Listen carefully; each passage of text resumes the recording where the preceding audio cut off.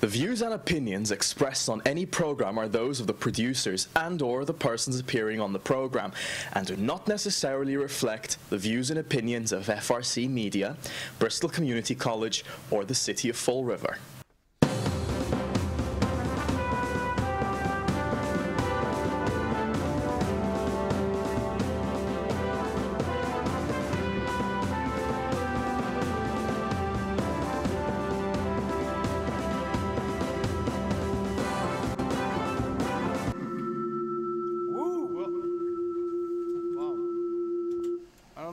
We were in a twilight zone for a second. Well, hello, welcome to Spindle City Straight Talk. I'm Chip. This is what happens when we have all kinds of feedback going on. and that's CJ, okay? Yep, this is CJ. And it's Monday. Oh, goodness gracious. What a day. I guess the snow is just throwing everybody off today. It's crazy. Yeah, it's one of those storms that's just bad enough to be a pain in the neck. So it's a Monday, and we've got, again, like numerous things to talk about. So. Yes, we do. And can you hear me out there okay? Yeah, you're fine. All right, I just wanted to be sure. Of course, our tipsters are going nuts, and we have a very interesting bunch of tips this morning. They came in very early, as you can tell by the timestamp on them. You know, an unnamed little birdie has told me that Jazel is asking for a DCM pay cut in his bargaining ploy to get what he really wants. He's asking them to change wording in the contract. Currently under the contract, DCM guys, if got done early with their route, are allowed to leave early and get paid for the day. What they have been doing is hustling at the beginning of the week to get out early, then dogging it at the end to run up the hours into overtime. $500,000 in overtime. If asking them to work 40 to get paid for 40 is a pay cut, then so be it.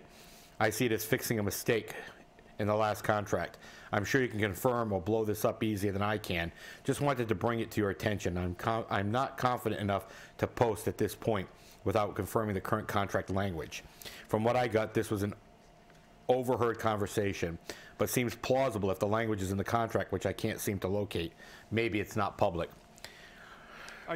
Rate of pay or rate of work. I think it's the terminology. You know, that's one source, and you know, this is what happens when we're in contract negotiations. But I think the second tipster was more interesting. You talk to Ed. Ed is Ed Carrero. He's the Teamsters business agent. So you know, it's cheaper keeping the city workers doing the trash. I hope he's true to his word and the lawyers are on it. Take care and God bless. And I answered with, I know it's cheaper, but in reality, the deal was cut in February.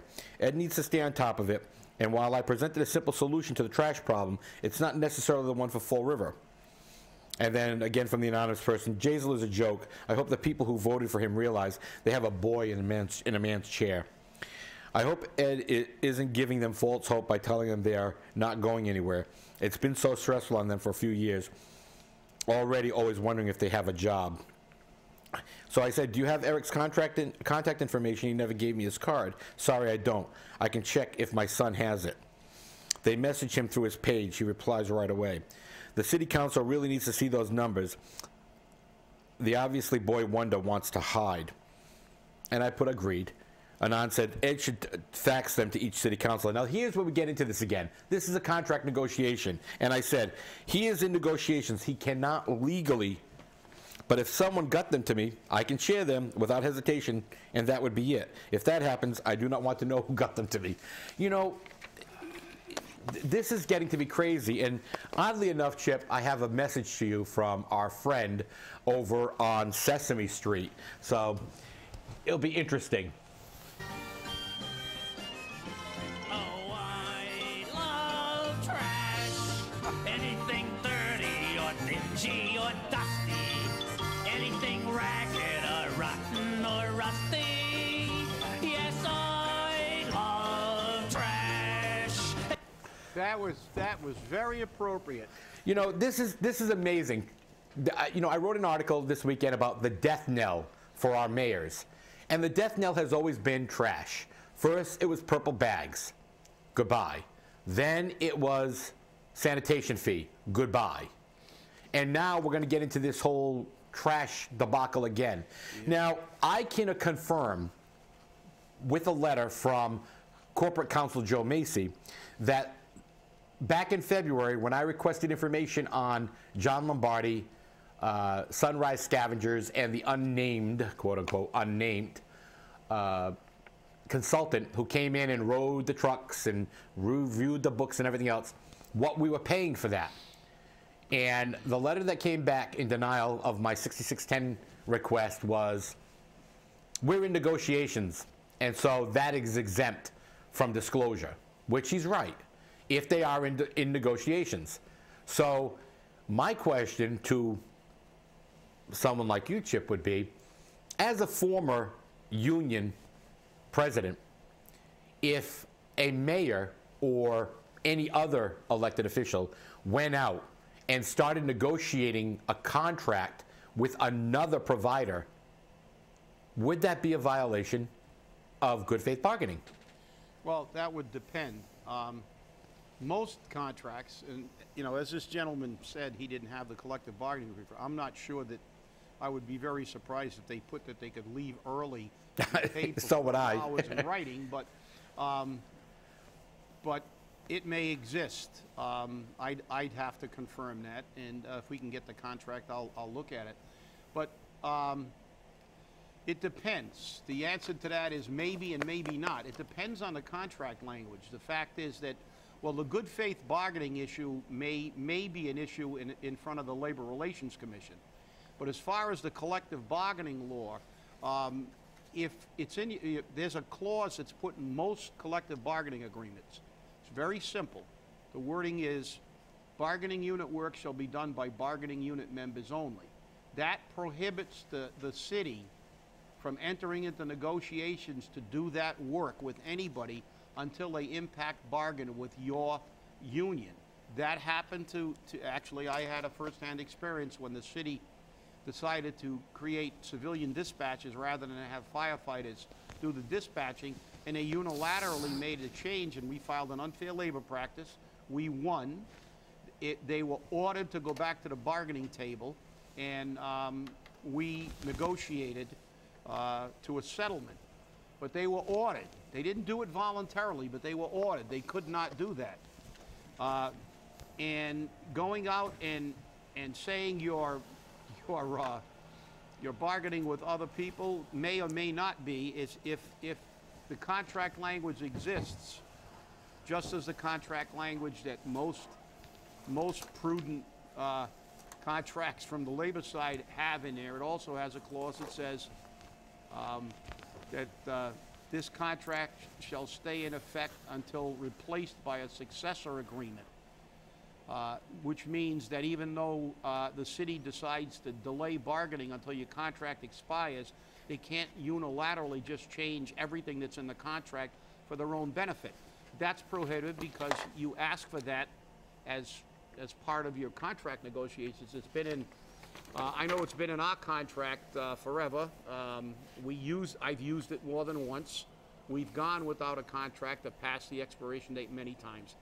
This has been a football that's been around for a long time now, and to me, it's becoming ridiculous. And I sympathize with the guys in the DPW. They're being used as the firefighters and police are in many cases.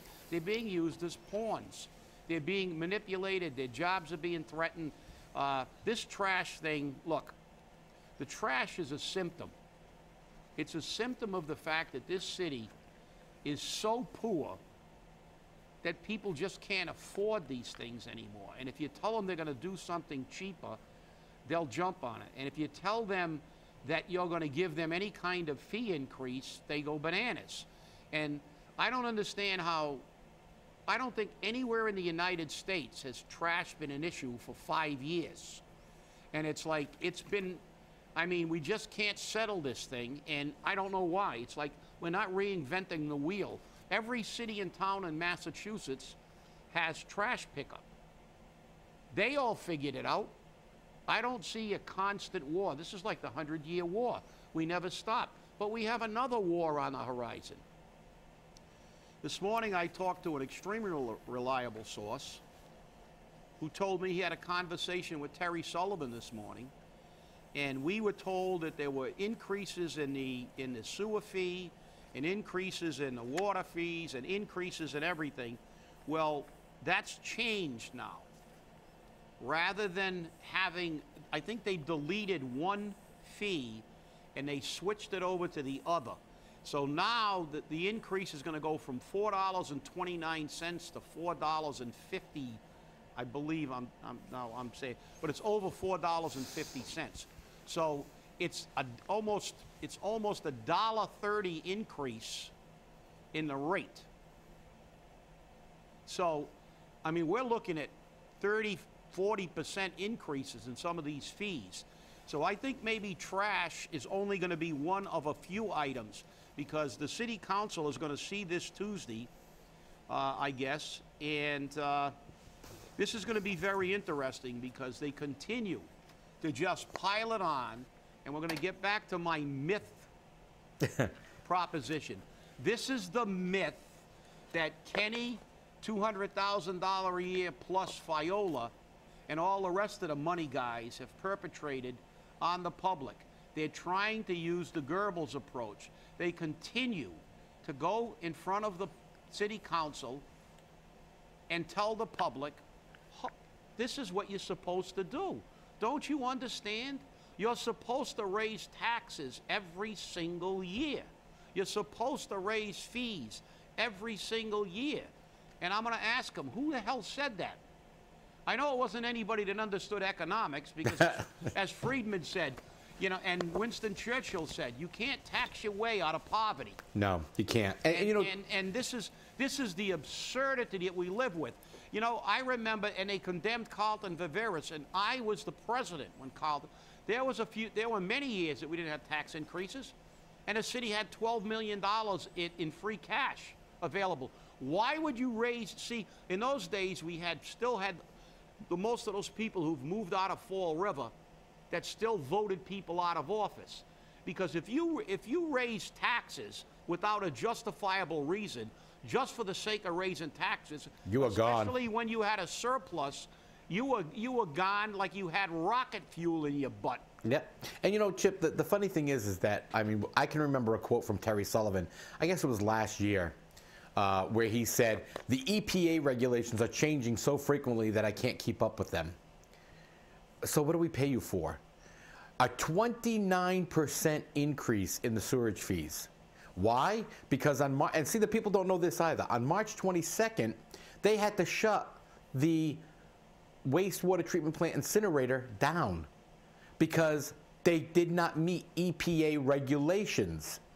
So now we got to hire a company to come in and truck our crap, literally, out of the city.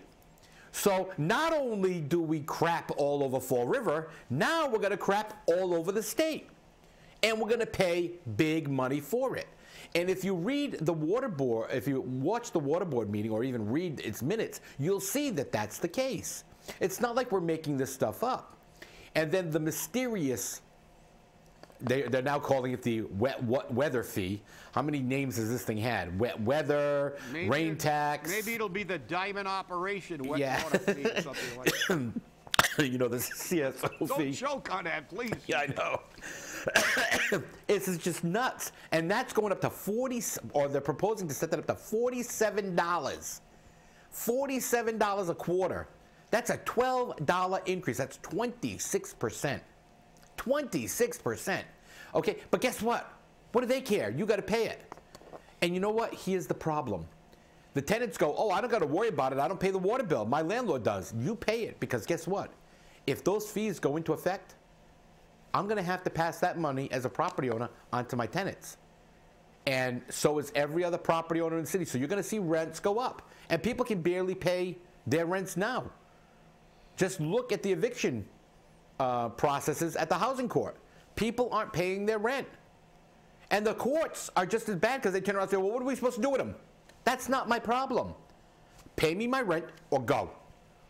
I don't run a flop house. Well, we've got a catch-22 here, you know, because the fact is that, as you said, and as we've said numerous times, follow the money. And the way you follow the money in the city of Fall River is watch it fly out of the city and being paid for people not doing their job. You know, the reality is, let's look at the water department. We go all the way back to the CSO.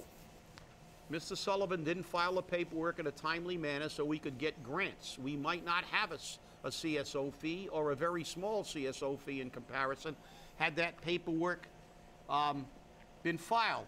What was his excuse? He was on vacation. What happened to him? He got a few pay raises since then, quite a few. He went before the council and said he couldn't keep up with the EPA regulations. Well, he's a department head. That's his job. You think the police chief will go before the council and say, I can't keep up with the changes in the laws? You think the fire chief can say, do you think that it's a legitimate excuse for a fire chief to say, I can't keep up with the changes in the laws and the codes? No, it's not. There are no consequences for administrators and political appointees and politicians to just keep screwing up. Absolutely no consequences. They have no monetary responsibility for it. And who pays? We do. It's unconscionable to me that nobody ever found out who was responsible for the 22 windows and fired them. That we blow all kinds of things on time and people still worked in the law department until the regime changed. That we're raising these rates because nobody cares. Nobody's responsible to produce a work product if they are a top-level person in the government. That's what's wrong with government. It's the maximum PETA principle. The more you screw up, the less you're affected. Because you know why? You don't pay. You don't pay any. You don't lose your job. You don't get suspended. You don't lose your pension. You don't lose your pension. And what happens? Who gives a shit? The taxpayers pay. Oh, hell with it. Terry Sullivan couldn't maintain EPA standards? Or whoever's responsible? So what? We got to scrape up the money now to pay to get rid of it. Pay more. Why are we the only city in the state that pays to get rid of its recyclables? Everybody else gets paid for their recyclables. These questions have been around for years now, and nobody answers them. And our council will once in a while mention it, and that's it. Okay, we mentioned it. Now we can move on to the next thing, and nothing gets done. It's time for the people of Fall River to stand up and begin filing taxpayer suits. You know, Chip, I'm calling for taxpayer suits now because I'm sick and tired of paying more for less and paying more for people who are not doing their job and getting 6 figures for not doing their job. Yeah, and Chip, you know, the mayor made a comment to the Herald News, to Joe Good, that he has to abolish the sanitation enterprise fund because it's never been funded appropriately. It's always been funded by city tax dollars. Well, guess what? That means that $10 fee, Mr. Mayor, is a tax. And Sylvia v. Fall River already ruled what you have to do with those type of things. So I made a few phone calls to a couple of attorneys over the weekend, and I asked them to look into who's responsible for the enforcement. Because if you remember, I presented here on the show some time back that the Department of Revenue, DLS, which is the Department of Local Services, said, you don't like it? File a lawsuit. Who's responsible for enforcing Mass General Law 59, Section 21C? The Attorney General? Well, you know what the Attorney General says? Remember, her motto is the people's attorney. But when you call her and ask her, you know what they tell you? Go get a lawyer. I thought you were the people's attorney. You're not. You're not. You take the big cases, which are going to make you look good, and that's what you address. You send anything to her for a complaint against a business, against a city, a town, a politician, and guess what? You got to hire a personal attorney. We're not going to handle this. Political corruption, we don't handle that. Okay? You know, nobody handles that. So what happens? The people of Fall River can't afford to buy bags. They can barely afford to pay their utility bills. They can't afford to pay their rent. So they're going to go out and hire an attorney, which isn't cheap, to sue the city because they're stealing the tax dollars? Well, you know, CJ, you know, you're right, and they don't enforce it, and they have to be held accountable. The fact is, you know, our state constitution says they're answerable to us at all times, and the fact is, for the Attorney General to say that she's not responsible, maybe you should file a federal complaint. Well, you know, and I think that's the thing. Against the Attorney General, because, you know, the fact is that, listen, these people, you know, we all understand that politicians take care of politicians. It's very difficult, but, you know, what they did, the mayor admitting that about the enterprise fund, is a violation of state law. That's right. And in a matter of fact, I'm going to call my state rep and ask for a legal opinion, because, in fact, if that now has been, if he admitted that, that is taxing in excess of 2.5. That's right. Because during those years, they supposedly taxed to the maximum of 2.5. Now, if you add what they gave to the enterprise fund, they in fact created another tax that piggybacked, and then we paid more than 2.5. They violated the state law. That's right. You know, so how can, you know, and who cares? Somebody has to care, because, you know, why did they pass that law if they can do stuff like this? Why did they call it an enterprise fund? Why didn't some city councilor for all those years during the budget hearing say, oh, wait a minute, the enterprise fund isn't funded properly? Oh. Because they use the Pereira principle. Sometimes you have to vote for something even though you know it's wrong. This is the Pereira principle. She's used this all the time. She says it over and over again. How many times have you heard it? How many times have I heard it? You know what? Maybe if the lawsuit that somebody wants to file on this overtaxation names Linda Pereira personally in it, maybe she'll start to learn. Know what the law is before you vote on something, because you people have no clue what you're doing.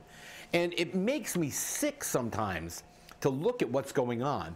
And you have to wonder, why do you bother? Why do you say, we got to keep our kids here. We got to keep our kids here. We got to, you know, they got to go to school. They got to get educated. They go to school. They get educated. Go to college. They get a bachelor's degree, a master's degree, a doctorate. They don't come back. I have people that I went to school with that graduated from Durfee and Diamond and other schools around here, and they left. And the only time they come back here is a funeral. That's it. And they don't even want to see this city. They can't stand to see it. Well, and you know, it is difficult for people who lived here when the city, although it wasn't the richest city in the Commonwealth, people worked. We had stores. We could walk on up Pleasant Street, walk down South Main Street and shop. And they didn't do things like build courthouses, which, again, showed what they think of Fall River. Right. You know, you're going to talk about revitalizing a central business district, and you stick a courthouse in the middle of it. Right. That showed, you know, anybody who thought that was going to help businesses was, you know, they are well within the spectrum, as they say. They are well within the spectrum. well, you know, this is crazy because. But you know, we have to do something. You know why you have to do it, CJ? And I you know, I'll let you, you know. But I have to say this. You say, why do we do it? I'll tell you why I do it.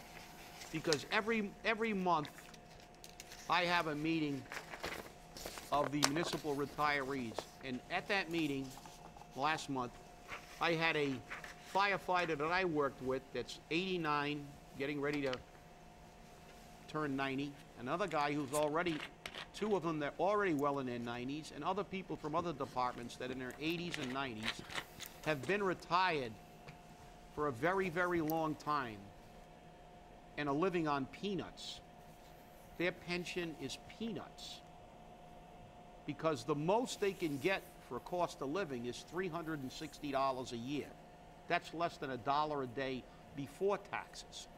And this is what they're living on, and people go, oh, you know, oh, you got to pay. Well, you know, these people are, the only reason these people are still not living, some of them qualified for food EBT cards. They make so little. But the fact is, the only reason these people still have a home is because they worked their whole lives, they paid their bills, and they paid their mortgage off.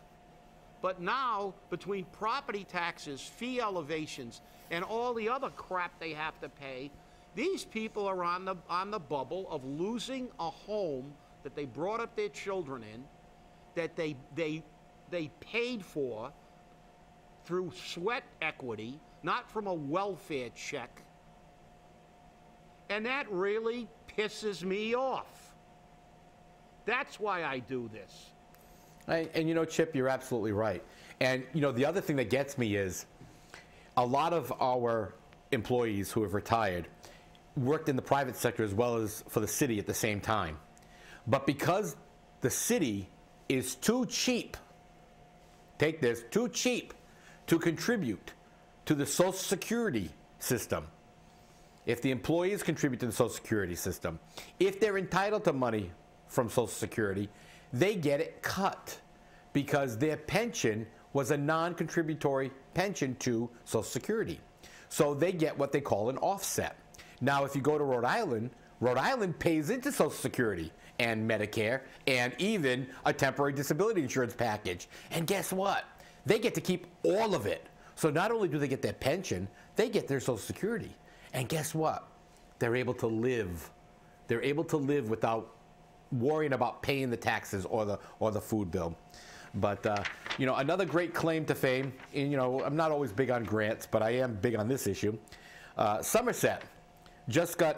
Now imagine this. They got a $2,500 grant. That's it, $2,500 from the Executive Office of Public Safety and Security.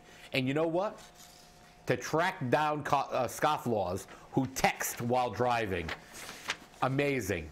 You mean to tell me Fall River couldn't apply for that and get $5,000 for Fall River size to do the same thing? All they'd have to do is sit on Plymouth Avenue and write the tickets all day long. And it's really interesting because their motto on this is called, you drive, you text, you pay. And you know, we need that. We have more kids out there texting, and now it's even worse. We have more adults doing it. And it scares me. You know, Mark Dion said that this whole trash issue and the mayor's answer to it not only makes this issue stink, it makes all of Fall River stink. We're the only city I know that can drag trash issues out for 10 or more years. This has been going on since we sold the landfill. And, you know, we look at the fact that the city council doesn't obey the law. City Ordinance 2-92 says that you cannot refer to another city councilor in the chamber by name, ever. They do it all the time. They do it all the time. So why should they worry about having 38 violations against them all the time? And I mean, we just had 2 against the school department, you know, and there are several coming down the pipe for the city council. Over and over and over again. Let's violate the law because I'm elected. It don't apply to me. But you know, Chip, if you or I went out there and violated the law, we'd be paying fines, jail time, something.